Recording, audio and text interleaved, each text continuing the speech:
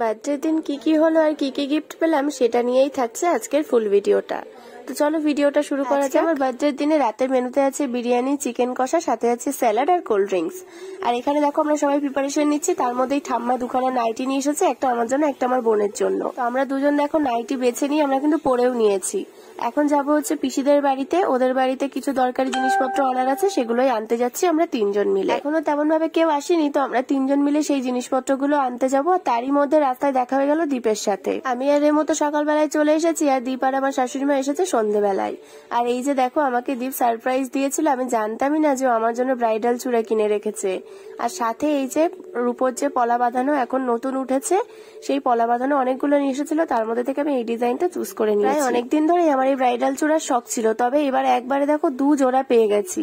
রেমাও জানতো না যে ওর দাদা আমার জন্য ব্রাইডাল চূড়া কিনেছে, আমার মায়ের সেই অনেক পুরনো যে কোমর চাবিটা আছে সেটা। এই কোমর চাবিটা আবার ভীষণ পছন্দের, তবে ছোটবেলা থেকে আমার মা এটা আমাকে কিন্তু আমার জন্যই তুলে রেখেছিল। মা বিয়েতে গিফট পাওয়ার পর একদিনও ব্যবহার করেনি।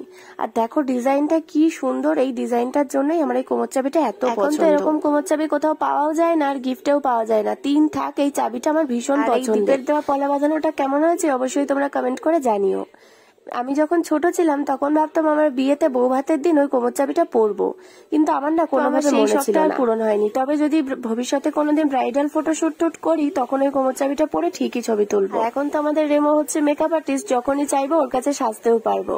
আর এইদিকে দেখো সবাই চলে এসেছে, আমার শাশুড়ি মাও চলে এসেছে, আর আমার পিসি এখানে বিরিয়ানি লেয়ারিং করছে। আমার বার্থডেতে তেমন কাউকে বলাই হয়নি, ওই নিজেদের মধ্যে যারা যারা আত্মীয় স্বজন আছে তাদেরকে নিয়েই সারা হচ্ছে। বিরিয়ানি লেয়ারিং করা দেখতে আমার এত ভালো লাগে না তোমাদের কি বলবো। আর চিকেনটাও রান্না হয়েছে দেখে তো আমারই করার কথা ছিল, তবে আমি গল্পে এত ব্যস্ত হয়ে গেছিলাম যে আমার আর করা হয়নি, সেই জন্য ওকে একটু টুকিটাকে হেল্প করে দিচ্ছিলাম। দেখো 8 ঘন্টার মধ্যে আমাদের বিরিয়ানি কিন্তু একদম দম দিয়ে রেডি। আজকে আমাদের সবার বিরিয়ানি পার্টি হচ্ছে, বার্থডে ট্রিট। তুই অত দূরে কেন? Long distance relationship. এই যে স্যালাড, বিরিয়ানি। তো দাদা নাকি লেট করে ঘুমানো, আমাদের রাঁধুনি।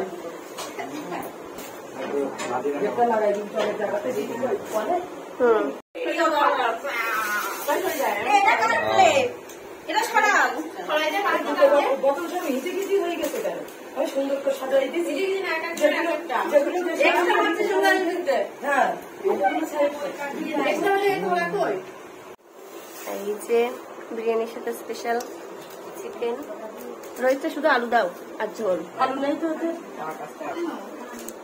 বিরিয়ানি চিকেন খাও তো।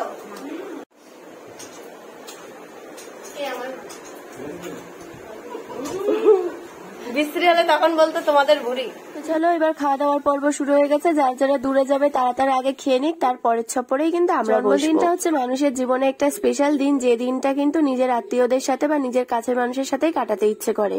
সেই জন্য আমি বাবাকে ফোন করে বলেছিলাম যে জন্মদিনে যদি ওখানে যাই কি খাওয়াবে। তো আমাকে জিজ্ঞাসা করলো বল তুই কি খাবি। তো আমার তো প্রথমে বিরিয়ানির কথা মাথায় আসে, সেই জন্য আমি বললাম যে তাহলে বিরিয়ানি খাওয়াতে হবে। তখন বাবা নিজেই বললো তাহলে কাছের কিছু লোকজন ডেকে সবাই মিলে বিরিয়ানি খাওয়া হবে। তো ব্যাস এবার আমরা খাওয়া দাওয়া করে নিই, দেখা হবে তোমাদের সাথে আবারও একটা নেক্সট ভিডিওতে। টাটা। আর হ্যাঁ, এই যে বেগুনি কালারের নাইটিটা এটা দিয়েছিল আমার পিসি, যেটা আমি পরেছিলাম পরের দিন দুপুরে স্নান করে।